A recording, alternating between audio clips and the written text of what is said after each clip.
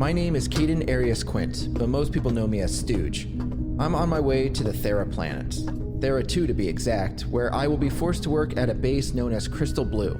I'm a Lance Corporal in the EDF. I'm heading to CB as a sort of punishment for a past event, but I won't go into that just yet. Alright, lady and gent. We are finally here, Thera 2. We are entering the atmosphere, so please, find a secure seat and brace yourself.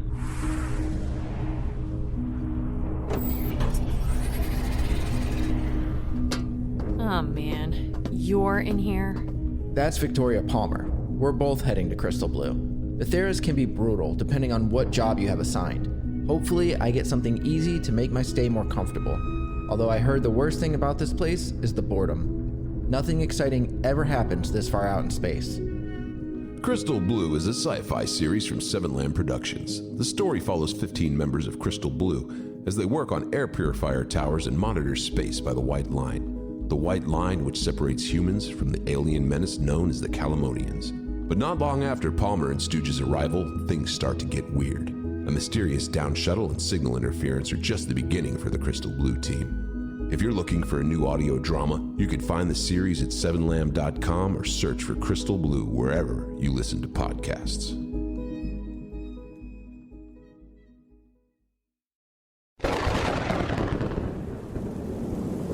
I sat in my car staring out at the nice suburban two-story home with its arched column entryway and freshly cut lawn. This was Dee's parents' home.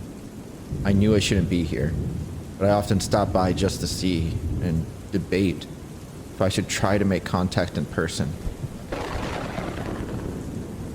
But tonight was different. Tonight there was an extra car in the driveway. Ricky's car. It sat behind Anita's SUV. Of course. It was no surprise Ricky was ignoring my calls. I gave up a month ago. He was busy now. He was busy being with Delilah. Fuck it.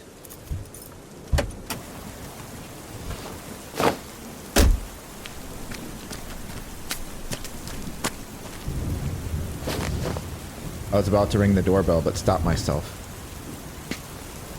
Out of the corner of my eye, I caught a glimpse of the dining room. I made my way around the square-cut hedges and to the window. I peered inside, into the enclosed room with wood-grain chairs and table. I leaned against the outside wall, concealing myself from view. Not that they would really be able to see me in the downpour, or that they would even notice, since their conversation was so enthralling. Anita, Eric, Dee, and Ricky. They all looked so happy. Ricky was telling some kind of story, flamboyantly throwing his arms around. Dee smiled, then moved her hand to cover her full mouth as she laughed. Okay. I understand now.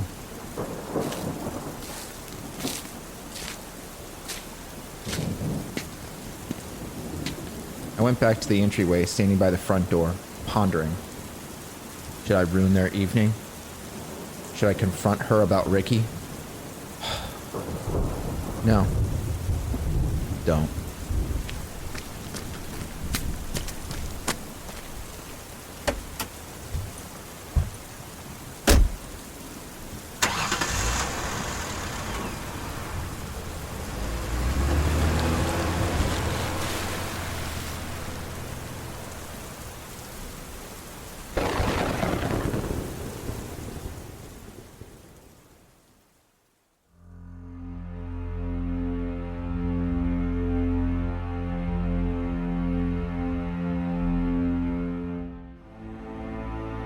Seven Lamb Productions presents The Stone House, Episode 15.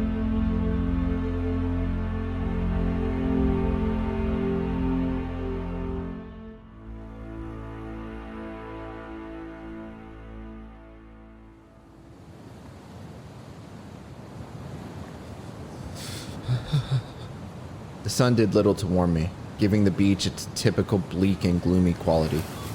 I sat up to stare at my feet. I was only wearing socks and they were completely torn at this point. Almost every one of my toes was dark blue or purple, even the ones not attached to the broken leg. Would I lose them, along with my leg? Probably. Relax, Val. No need to worry about that. That's only if you end up making it off this rock. Stop being so optimistic.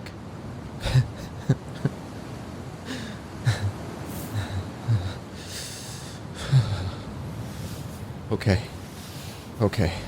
It's not over yet. You may be out of that cave, but you are far from being free. I needed something to help me. I felt really weak, every one of my muscles aching. How would I move? I couldn't crawl my way everywhere. I'd have to walk. Wish I still had that cane. Man, it looked like it would be dark soon. Okay. Find something, Val. There we go.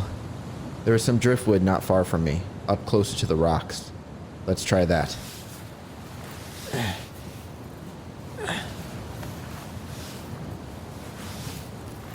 It took a while to get to it, and my leg was in so much pain. Okay. There was a decent amount of driftwood here, but each piece was small and misshapen. There was no way I could use any as a crutch. Damn it. Useless. There had to be more. I surveyed the area. There was another small pile about 10 yards south, resting against a small grouping of rocks.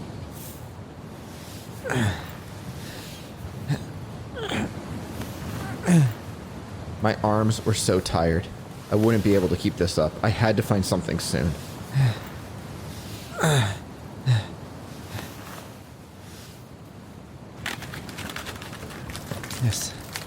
This might work. I found a larger but still warped piece. It was thick though. It would probably hold my weight. Let's try. No. Okay. I leaned onto the wood piece, my full weight causing it to sink slightly into the sand. But it held. I shifted my weight onto my good leg, then moved forward, treating the driftwood as a true crutch. It held. The piece came up to the inside of my shoulder and both ends were jagged and sharp, but it would have to do. Okay. Now, to find D.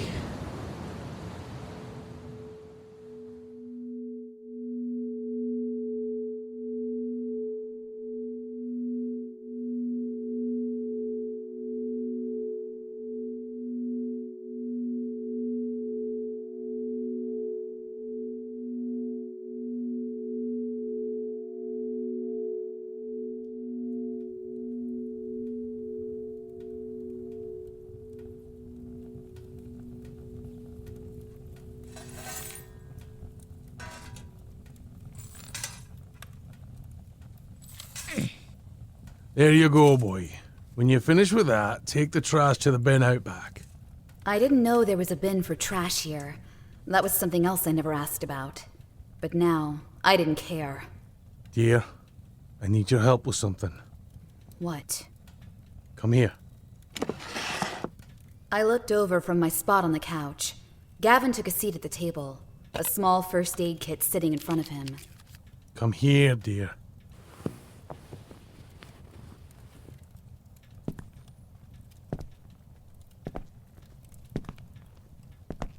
I stood before him, watching as he carefully removed the contents of the first aid kit. I also noticed string and scissors on the table. You're gonna help me.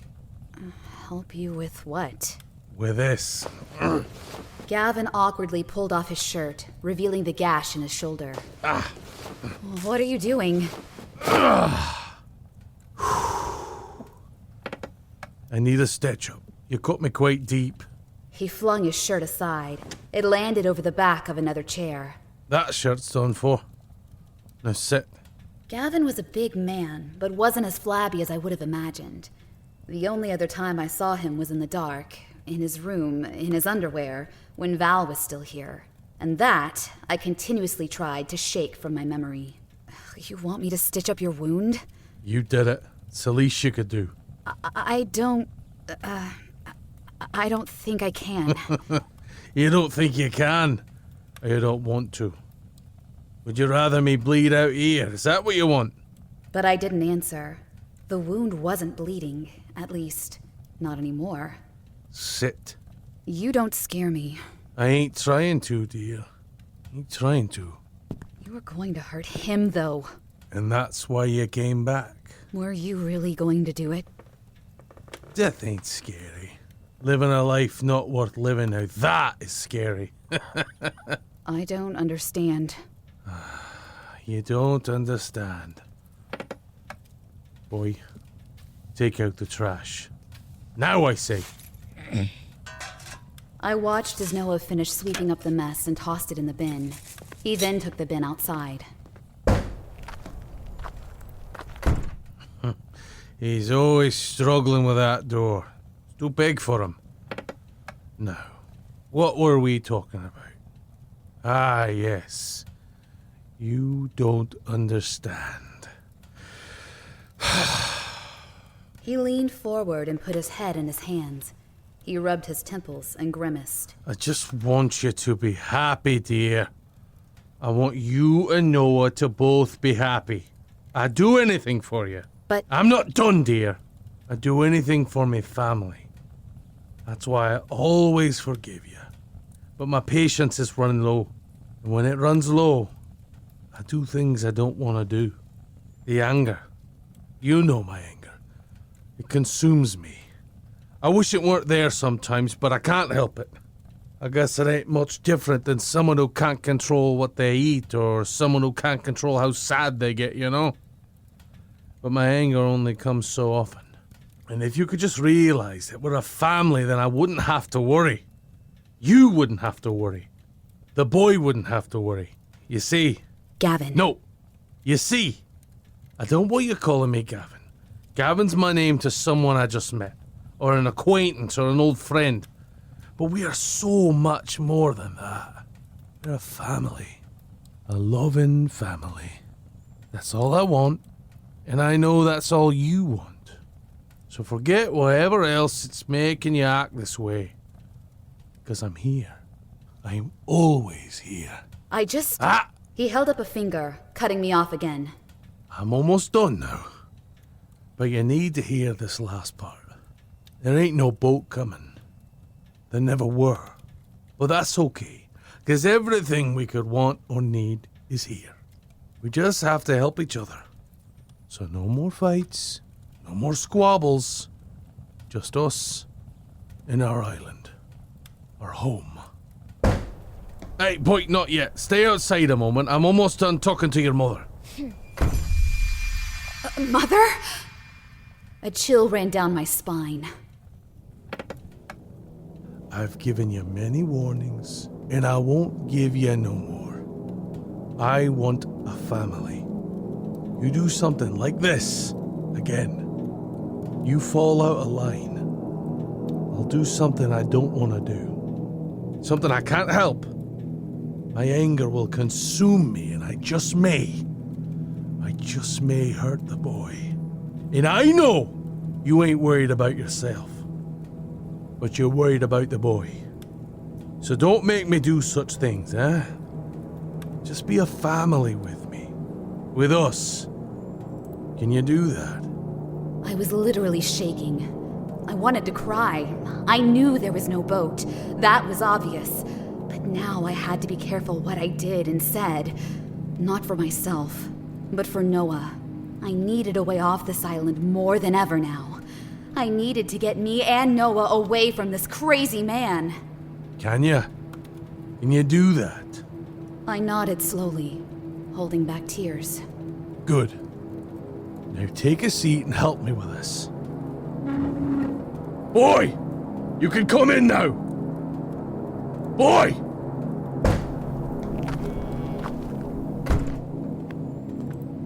Dear, you're shaking. I'm sorry.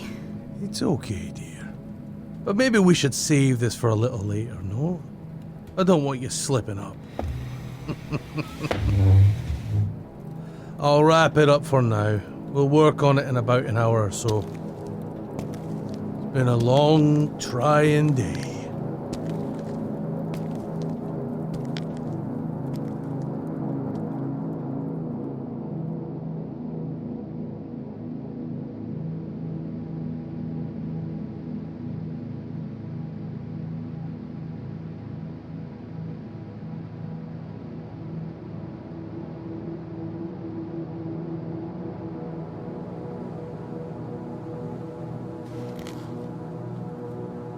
I ended up taking the same path that Dee and I took when we first washed ashore. The wind had really picked up and I was cold. Colder than I ever was inside the cave.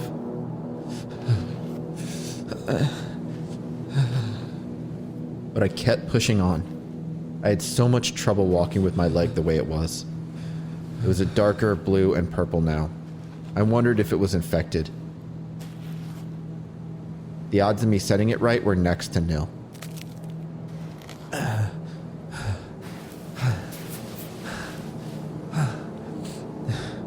I was at the sand dunes, overlooking the rest of the beach with a large rusted ship in the distance. I thought about resting there, but that would force me to climb up rocks and steel. So instead, I headed for the cave.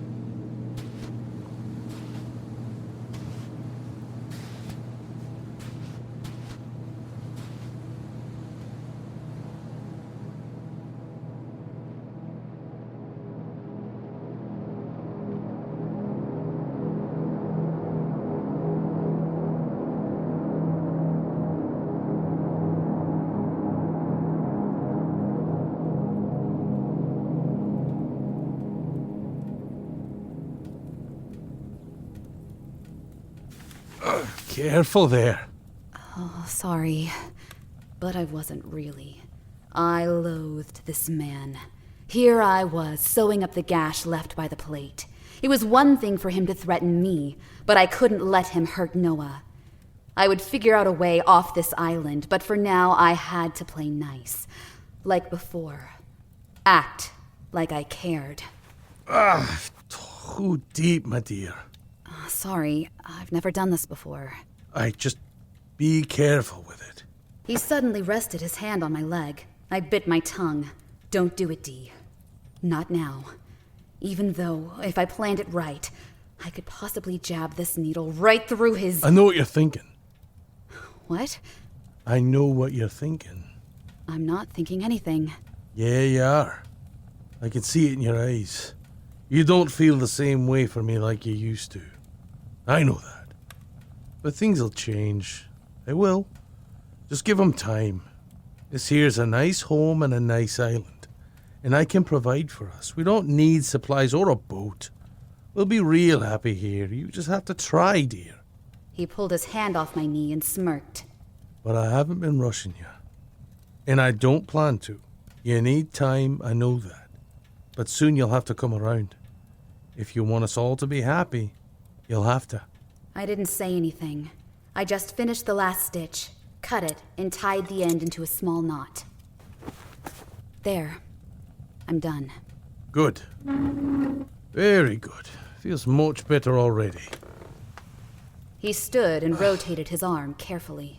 Still tender, but it'll heal in no time. He went to the window and peered out at the darkening sky. Looks like another storm's set to pass. It looks nasty. Let's get dinner ready, eh? Okay. Do you want me to cook? No, I'll handle it tonight, dear. It's the least I can do after you patch me up. Okay. But dear, since this is a new beginning for us, at least that's what I think, why don't you go put on something nice for tonight? What? There's plenty in your closet. Why don't you put on something nice? An evening dress or the like, eh? Was there an evening dress? I couldn't remember.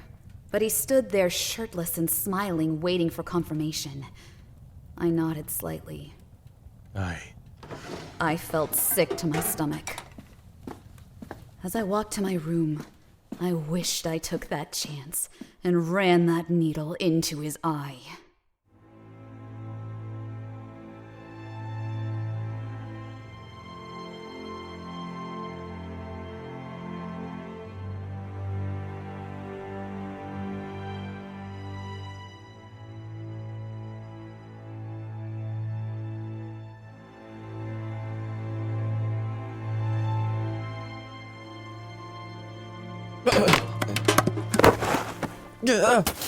Shit. Damn it. I was in the cave. I was heading for the stack of empty wooden crates, but tripped on a rock and fell into a stack of paint cans. My good leg was throbbing now, and I was covered in blue paint. Good job, Val. I should have never pushed myself, but now, at least I was out of the wind, and that much closer to D. But I needed to rest. I was weak and tired, and knew I wouldn't be able to continue. The good thing about missing so many meals now was that hunger wasn't even a thought. The stomach pains were just normal now. Although, what I wouldn't do for a nice, juicy steak. Stop, Val. Stop. I wiped the pain off as best I could before laying fully on the rocky floor. Couldn't do anymore.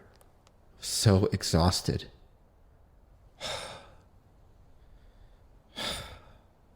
As I lay there in the middle of the cave, next to some half-empty paint cans, I admired the new artwork.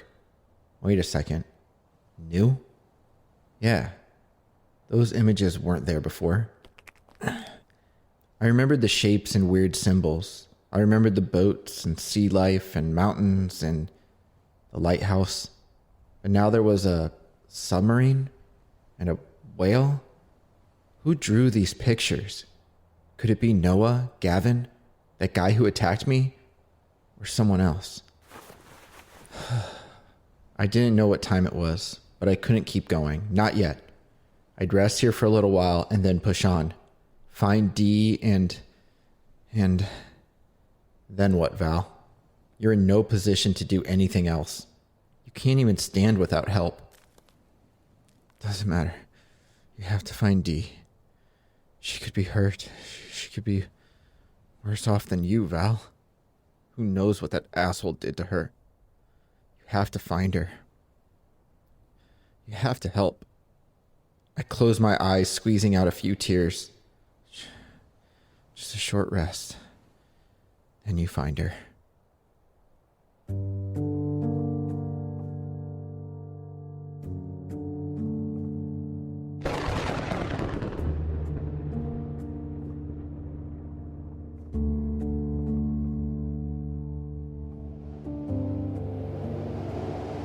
My rest was short, but it was enough.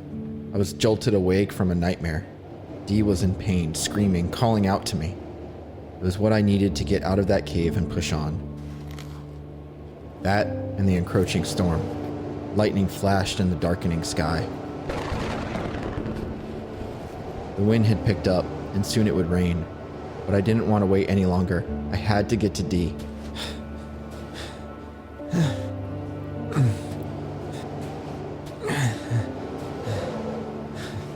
Come on, Val. I had no plan past arriving at the house. All I knew was that I had to get there. I had to see if she was okay, if she was safe. I took a moment to look down at my stained blue clothes, the paint covering my entire left side. I was also dirty, grimy, scratched, bruised, and beaten. Please, tell me Dee didn't suffer the same fate. Or worse.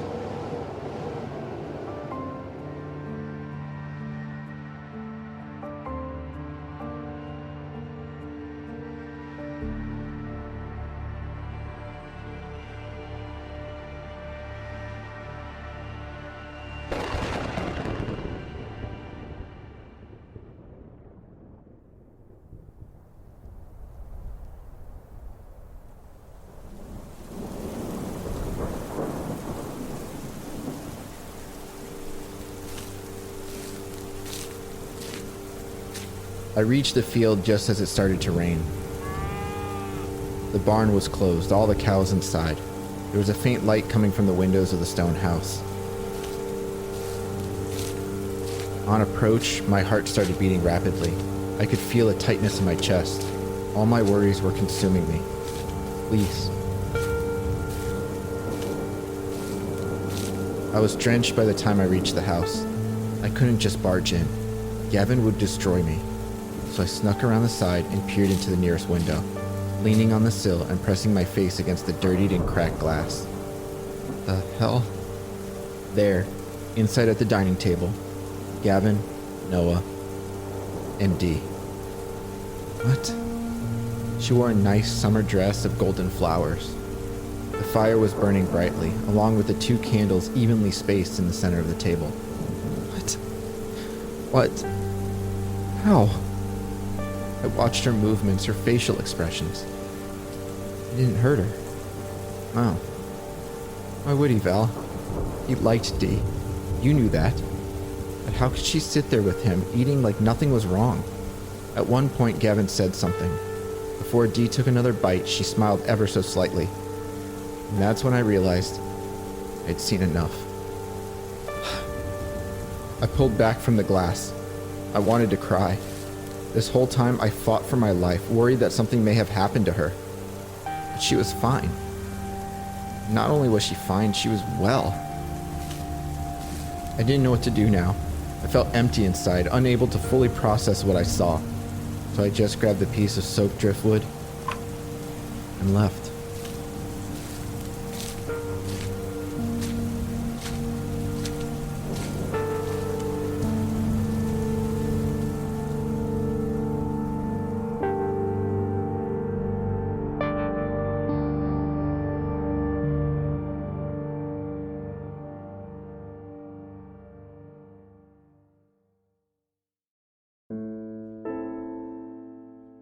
The Stone House. Written and edited by Robert M. Lamb. Starring Corey Pettit as Delilah, Robert M. Lamb as Val, Jack Austin as Gavin.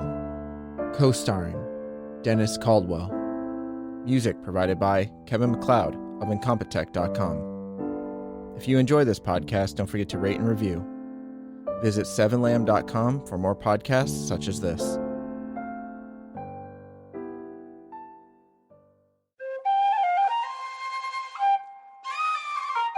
This has been a 7 Lamb production.